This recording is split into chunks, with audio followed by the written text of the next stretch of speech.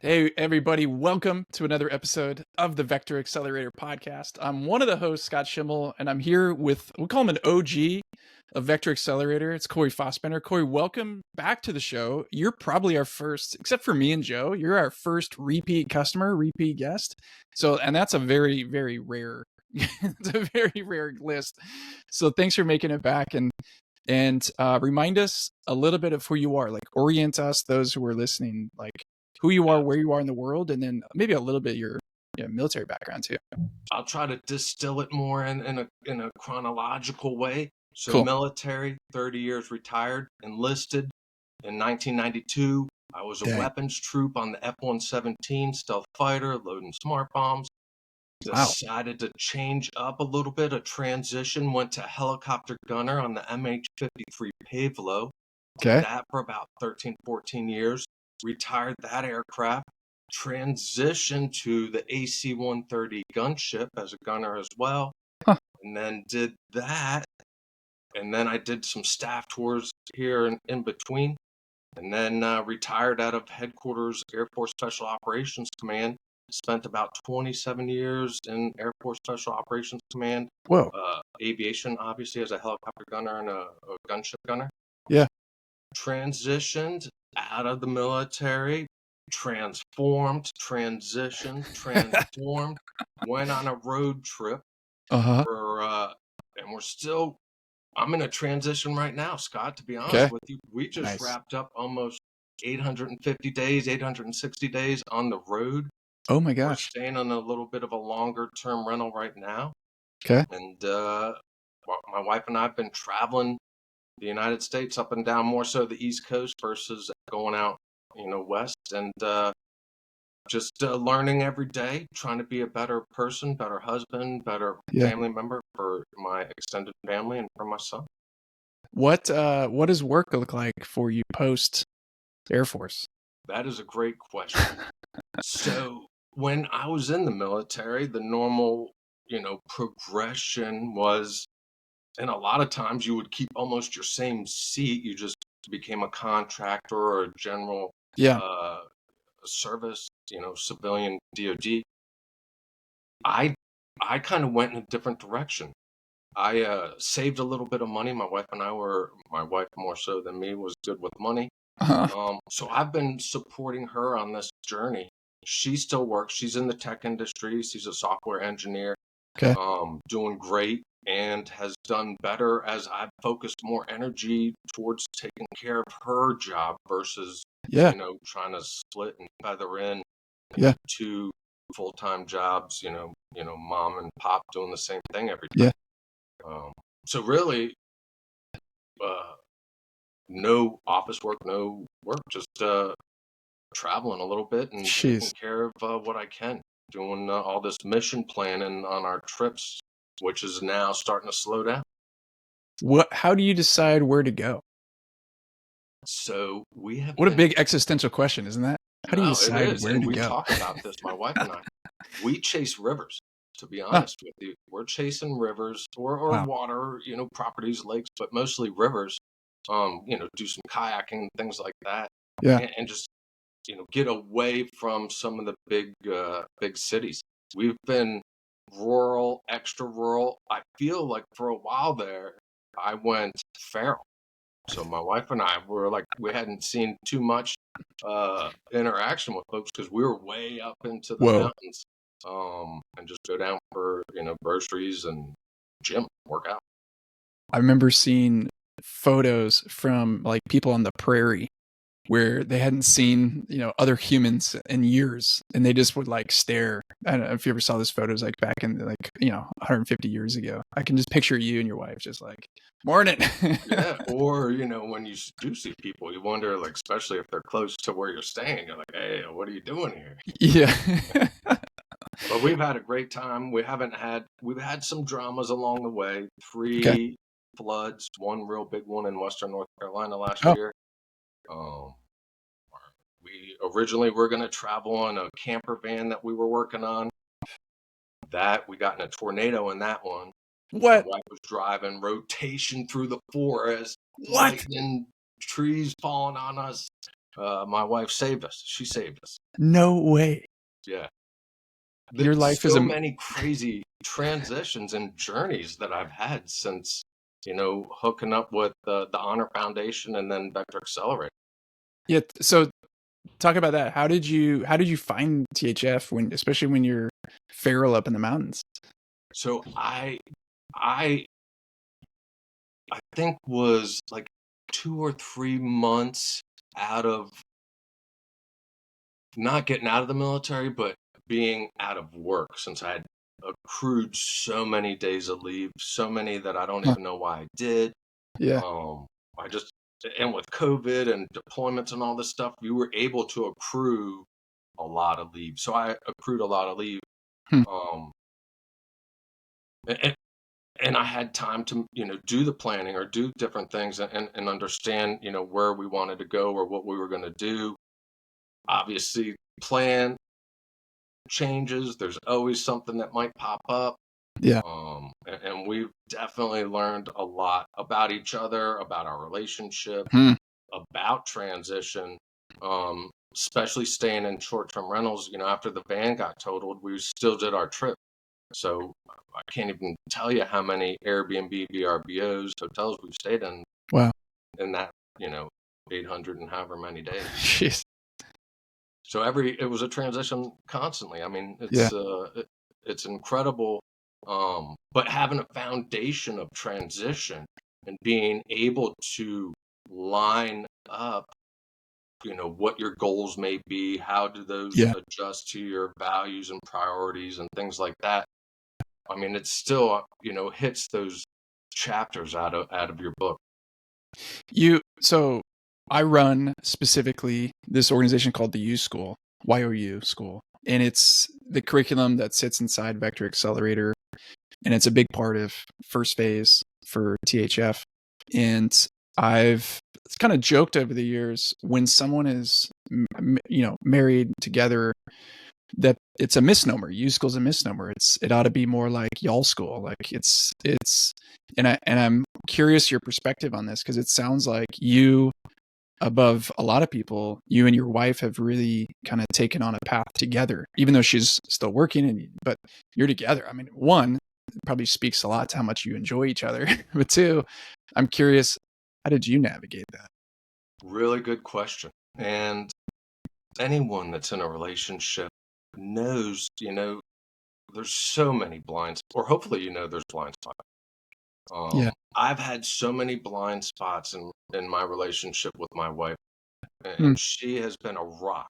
Like, I deployed a lot of times. I was mm, TDY or temporarily sent somewhere else to work. Like, I was gone a lot. And then when I was home working, I was still working when I was with her. Like, it was still mm, in my head. I was still, running strategies. Um, yeah. Turning that off has helped me a lot to do my own self internalized reflections constantly, daily, multiple times through the Mm, day. And I'm not rushing. Like, I'm not on the train that's on fire anymore. Like, that's what my career seemed like. It was a marathon sprint, and I enjoyed it. I loved it. I like that yeah. stress and I thrive in that environment. But Uh-huh. when I came back out of that, like, I had to focus on, making sure that the home was stable. Um, Yeah. and I'm not perfect by any means, and I learned so much through failures and my own mistakes in this relationship that I could be better the next day, or Mm, try to be, or later on that you know interaction. Um, it's afforded me a lot of time to really be present and genuinely present, genuinely. ha- has that been an adjustment, that going from stress, high paced, high intense, to lots more downtime, quiet? What does It that look has. like for you?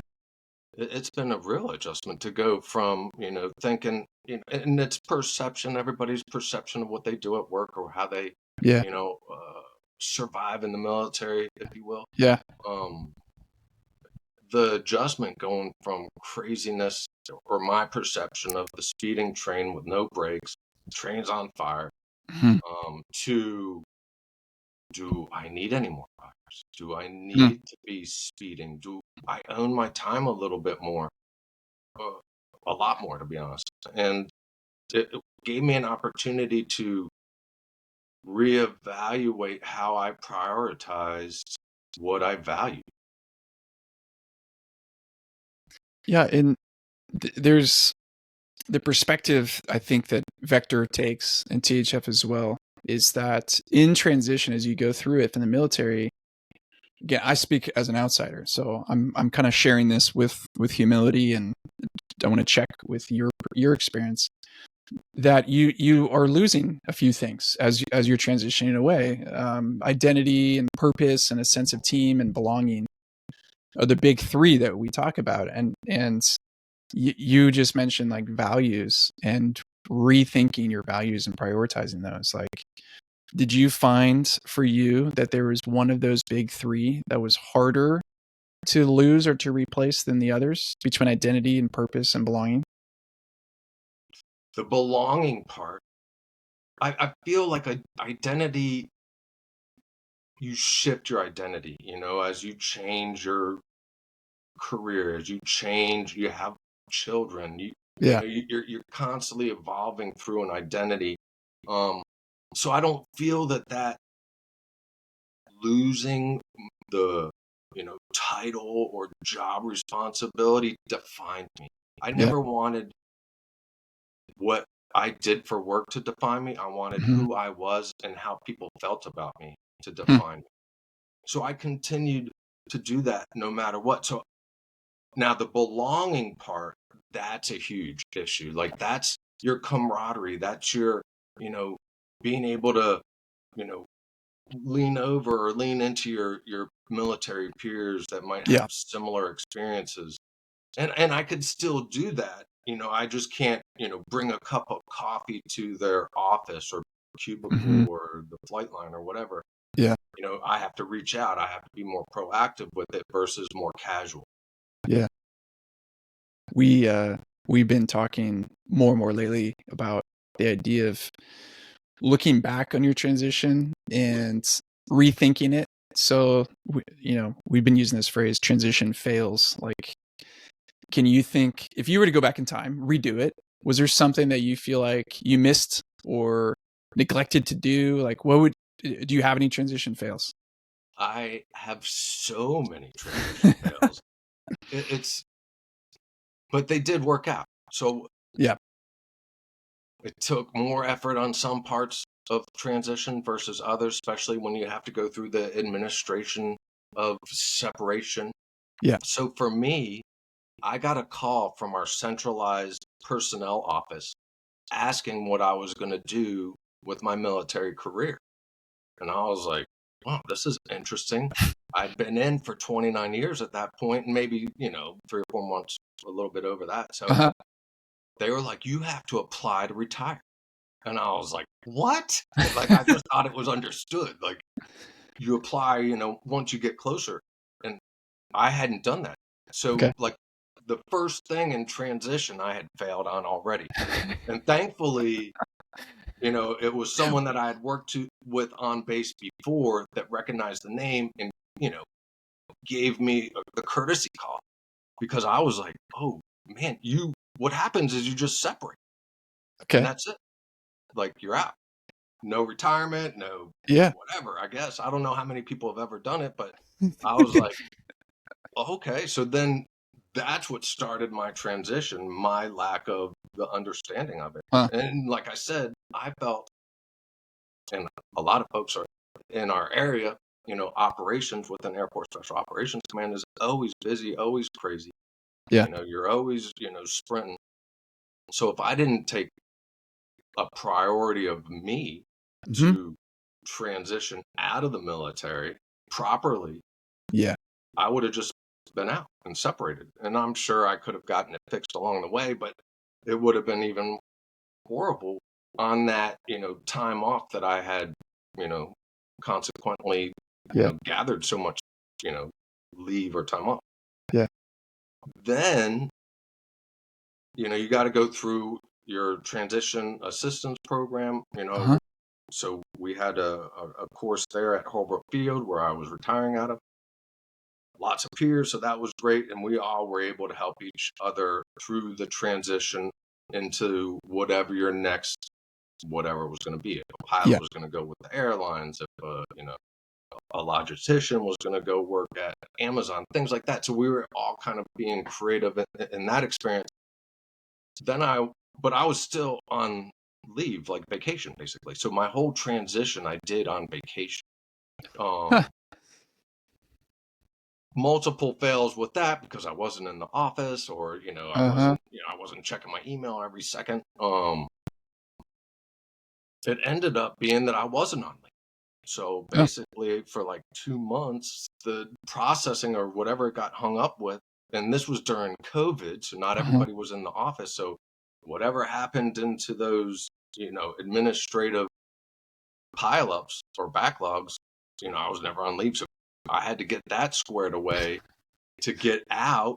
Otherwise, I had if I didn't fix it, I would have gotten out with like 140 days of 100 and whatever days of leave, and it would have been, I frauded the government. So anyways, not good.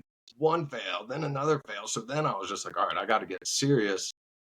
THF, before that, we're doing a road show. So they came out to Holbrook Field. They were up at 7th Special Forces Group up at Eglin.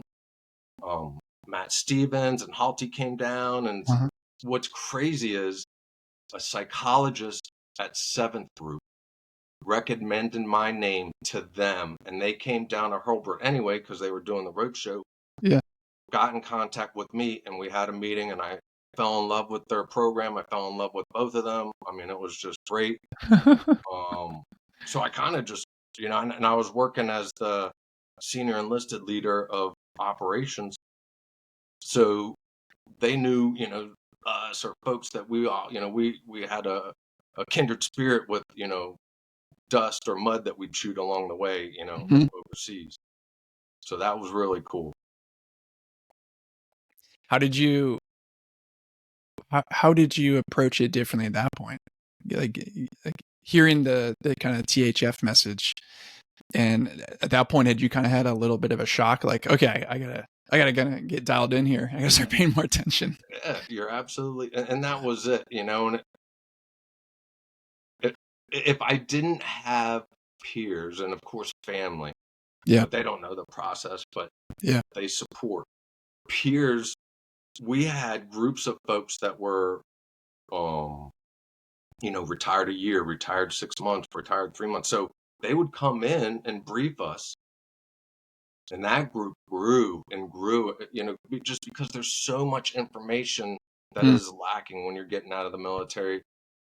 It's out there, but it's just not as easy to find. And unless you do that with some kind of, group and peers or, networking, especially through any of the, veteran organizations out there that do professional transition assistance. You're going to have your military transition assistance, and that's hit and miss depending on the base. Look at those other organizations. With the Vector Accelerator, that's the foundation of the beginning of it all. And I would even say that Vector Accelerator isn't just military transition, it's life transition. So it's symbiotic, easily weaving into parts of any of, THF, and definitely can help out some of those other organizations that just start from the sprint of resume, interview prep, before you even know what your purpose is, who you are, what you want to do when you grow up. Like me, I'm questioning that. Yeah, me too. And I recently saw a model about identity formation, and it talked about what you just mentioned. Like, that almost sounds funny. Like, hey, I've figured stuff out, but I still don't know who I am and what I want to be. And I would reflect back. That's actually a healthy psychology. That's a healthy human. The idea of being fixed. I know who I am. I know who I'm not, and I'm never going to change.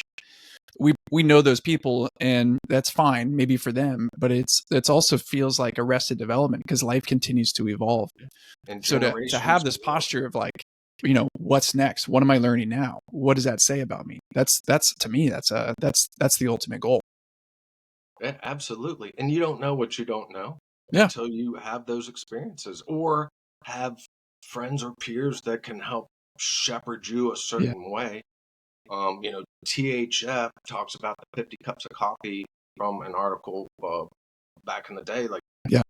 that, if you don't know what you want to do, or you're still hopefully going to live. Yeah. You just got to figure out which path you want. Mm-hmm. Do you want happiness? Do you want money? Mm-hmm. Do they intersect? You can Mm-hmm. Venn diagram or Excel spreadsheet, however you like to make calculated Yeah. data-driven decisions. Yeah. There's so many different angles that you could go. And depends on what Netflix movie's playing too. Like, I'm like, man, I want to be an artist, or Right. I don't know.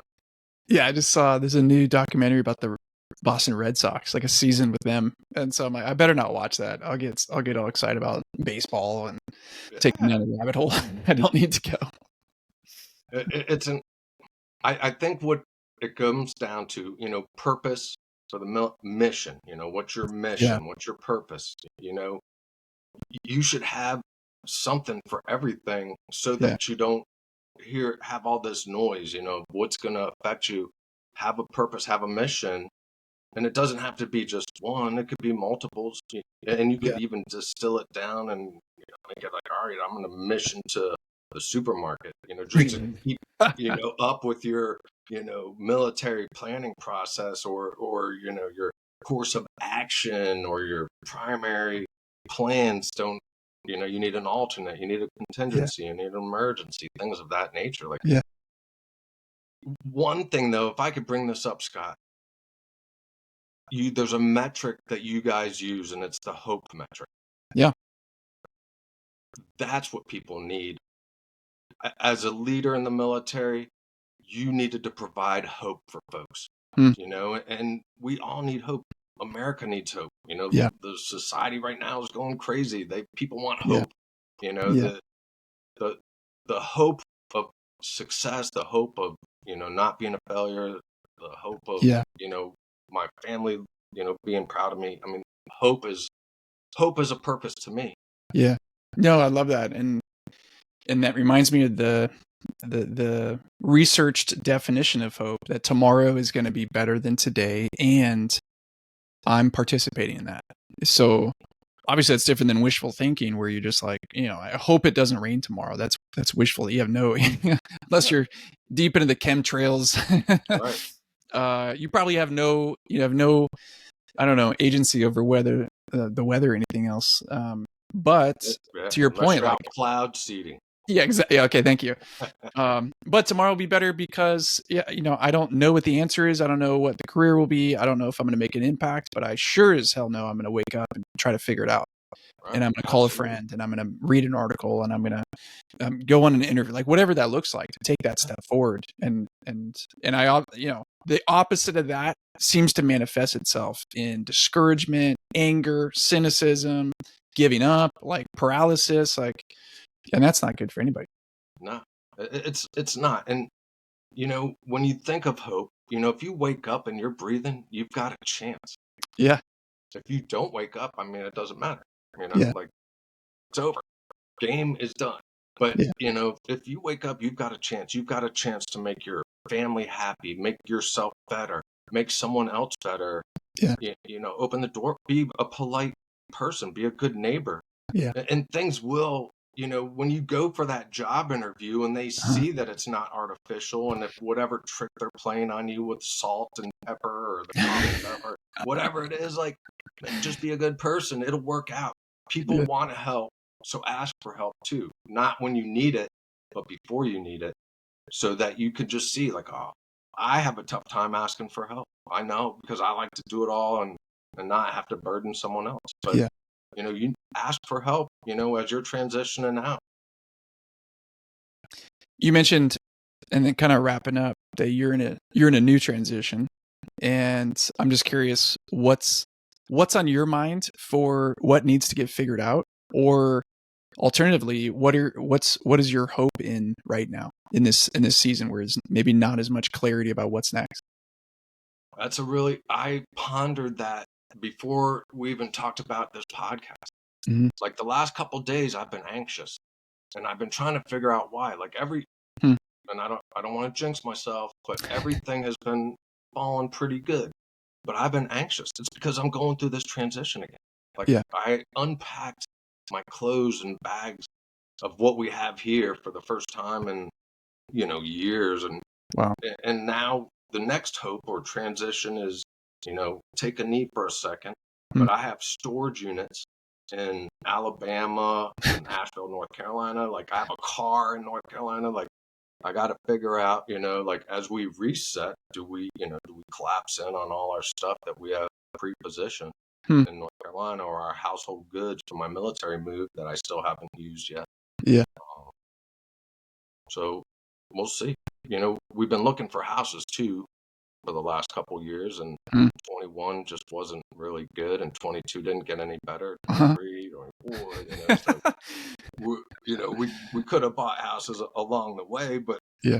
what we're looking for, especially chasing rivers, we're just like, all right, let's just see where things go and see how what the economy does with housing or real estate and the rest of the economy. Who knows? Well, as you're listening, you just got a few pep talks from Corey, and I'd say I'm going to borrow your language, Corey. If you don't know where to go next, follow the river, follow the flow, follow the sense of what seems to be right next, and then make sure that tomorrow you wake up and follow it again. And I think you're going to be on a good path. Follow the flow, but not like a dead fish. It's perfect. Yeah. There's a t-shirt right there. All right, Corey, thanks so much. And I look forward to episode 3 with you whenever the time is right. Thanks again, Scott. Thanks to everything you guys all do at Vector Accelerator. It's amazing. I hope you guys bolt on to more organizations to make them better. And one of the things, if I could wrap up here for the last thought, when I was getting out of the military, my brother, he works up in Cambridge, Massachusetts.